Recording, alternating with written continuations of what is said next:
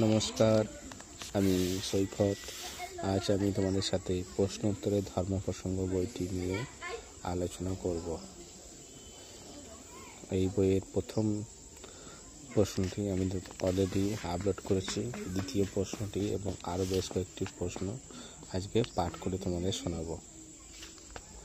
চলো শুরু করা যাক। সাধুসঙ্ঘের প্রয়োজনীয়তা কেন?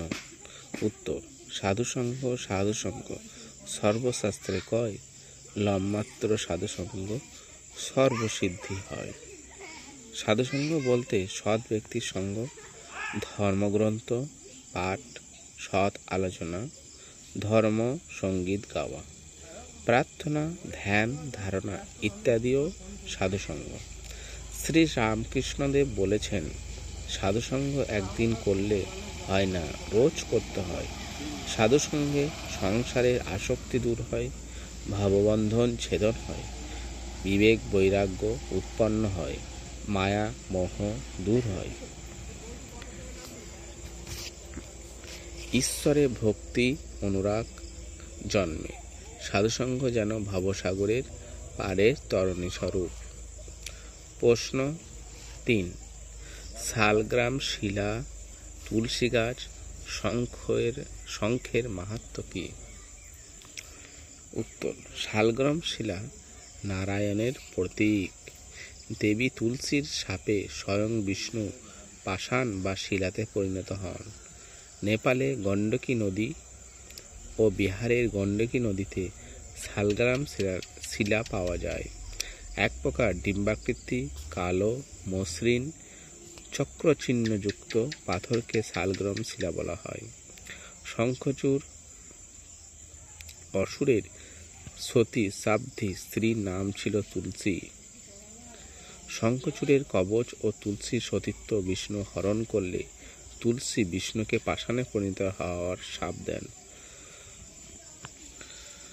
শঙ্খচূড়কে শিব বধ করেন। পূর্বে জন্মে শঙ্খচূড় ভগবান শ্রীকৃষ্ণের সখা সুদামা বৈকুণ্ঠের দ্বারী ছিলেন। শ্রী রাধিকার শাপে সুদামা মর্তে শঙ্খচূড় নামক দৈত্য হয়ে জন্মগ্রহণ করেছিলেন। শঙ্খচূড়ের অস্থি থেকে শঙ্খের উৎপত্তি হয়েছে। তুলসী পূর্বজন্মে বিষ্ণুকে স্বামীরূপে পাওয়ার জন্য তপস্যা করেছিলেন। বিষ্ণু তুলসীকে বর দিয়ে বললেন, তুমি এক অংশে নদী ও তুলসী বৃক্ষ হয়ে মর্তে অবস্থান করবে, অন্য অংশে বৈকুণ্ঠে আমার পাশে থাকবে, যেখানে শালগ্রাম শিলা, তুলসী বৃক্ষ ও শঙ্খ থাকে। সেখানে স্বয়ং নারায়ণ ও লক্ষ্মী বাস করেন। শঙ্খচূড় ও তার স্ত্রী তুলসী উভয়ই শাপ থেকে মুক্ত হয়ে বৈকুণ্ঠে বিষ্ণুকে গমন করেন। শঙ্খের জল গঙ্গা জলের সমতুল্য। প্রশ্ন 4, শিবলিঙ্গের স্বরূপ ও মাহাত্ম্য কি? উত্তর: ভগবান শিবের পূজাতে লিঙ্গ ও মূর্তি দুটিরই ব্যবহার দেখা যায়। লিঙ্গ নির্গুণ নিরাকার ব্রহ্মের প্রতীক। প্রথমে জ্যোতির্লিঙ্গ ও বা স্তম্ভরূপে শিব প্রকাশিত হয়েছিলেন। তারপর মূর্তিরূপে শিবই পরমব্রহ্ম পরমাত্মা। একদা ব্রহ্মা ও বিষ্ণুর মধ্যে কে বড় এ নিয়ে বিবাদ উপস্থিত হলে স্বয়ং পরমব্রহ্ম পরমাত্মা শিব উভয়ের মধ্যস্থলে জ্যোতির্ময় স্তম্ভরূপে প্রকাশিত হয়েছিলেন, যার কোনো আদি অন্তের সন্ধান কেউ কখনোই করতে পারেননি। অনাদি অনন্ত নিরাকার জ্যোতির্লিঙ্গই শিবলিঙ্গ রূপে পূজিত হন। নিরাকার ব্রহ্মের প্রতীক লিঙ্গ এবং সাকার ব্রহ্মের প্রতীক তার ভাবমূর্তি। সৃষ্টি স্থিতি লয় তিরোভাব ও অনুগ্রহ এই পাঁচটি শিবেরই শক্তি। সৃষ্টি ভূমিতে, স্থিতি জলে, সংহার অগ্নিতে, তিরোভাব বায়ুতে এবং অনুগ্রহ আকাশে স্থিত। এই রূপকে পঞ্চকৃত্য বলা হয়। ইহাকে পঞ্চভূত বলা হয়। প্রশ্ন 5, গয়াতে পিণ্ডদান করা হয় কেন? উত্তর: ত্রিপুরা অসুরের পুত্র গয়াসুর ব্রহ্মার বলে বলীয়ান হয়ে স্বর্গ, মর্ত্য, পাতালের অধিপতি হয়ে দেবলোক ও মর্ত্যলোকের অধিবাসীদের উপর অত্যাচার শুরু করলে তারা বিষ্ণুর শরণাপন্ন হন। বিষ্ণু ও গয়াসুরের মধ্যে অনেক দিন ধরে যুদ্ধ চলতে থাকে। বিষ্ণুর মায়ায় মোহিত হয়ে গয়াসুর বিষ্ণুর বীরত্বের প্রশংসা করে তাকে বর দিতে চাইলেন। বিষ্ণু বললেন, তুমি পাষাণ হয়ে এখানে চিরকাল অবস্থান করো, এই বরই আমি চাই। গয়াসুর বললেন, তাই হবে, আপনি আমার মাথায় পা রাখুন এবং আমার নামে যেন এই ক্ষেত্রের নাম হয়।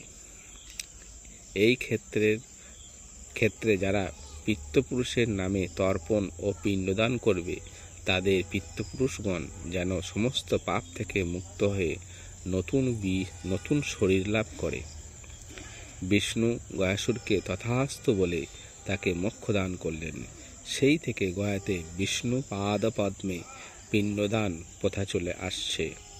ব্রহ্মা প্রথম গয়ায় পিণ্ডদান করেন। গয়ার রামকুণ্ডে, সীতাকুণ্ডে, বিষ্ণু মন্দিরে এবং অক্ষয় বট নামক স্থানে পিণ্ডদানের ব্যবস্থা আছে। পিণ্ডদান করে পিতৃকুলকে উদ্ধার করা, ইহাই গয়ার মাহাত্ম্য। প্রশ্ন 6, শবদাহ করা হয় কেন? উত্তর, পঞ্চভূতে ক্ষিতি, অপ, তেজ, মরুত, বোম মানুষের দেহ উৎপন্ন হয়েছে, তাই অগ্নিকে সাক্ষী রেখে পঞ্চভূতে বিলীন হওয়ার জন্য অগ্নিতে পোড়ানো হয়।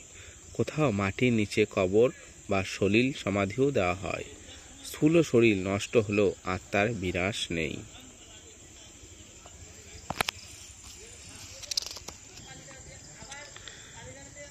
প্রশ্ন 7, প্রদীপ বা আলো জ্বালানো হয় কেন? উত্তর, অগ্নিকে সাক্ষী রেখে যে কোনো শুভ কাজের আরম্ভ করা হয়। অগ্নি সূর্যের বা তেজের প্রতীক। অসৎ থেকে সৎ পথে, অজ্ঞান অন্ধকার থেকে আলোতে এবং মৃত্যু থেকে অমৃতত্বে যাওয়াই এর উদ্দেশ্য। প্রদীপ জ্ঞানের প্রতীক। জ্ঞানের উদয়ে অজ্ঞান মোহ দূর হয়। প্রশ্ন 8, আলপনা বা স্বস্তিক চিহ্ন শুভ কাজে ব্যবহার করা হয় কেন?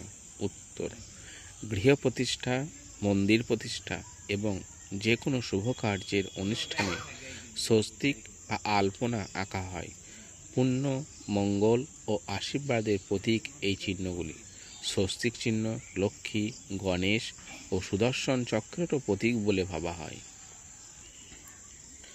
প্রশ্ন 9, শুভ কাজে ঘট বা কলস স্থাপন করা হয় কেন?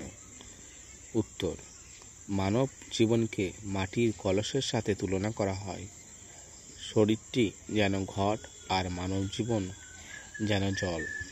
ব্যক্তির মৃত্যুর পর অন্ত্যেষ্টি ক্রিয়ার সময়ে জলভর্তি কলসকে ফুটো করে দেওয়া হয়, অর্থাৎ দেহরূপ কলসটি যেন প্রাণহীন হলো।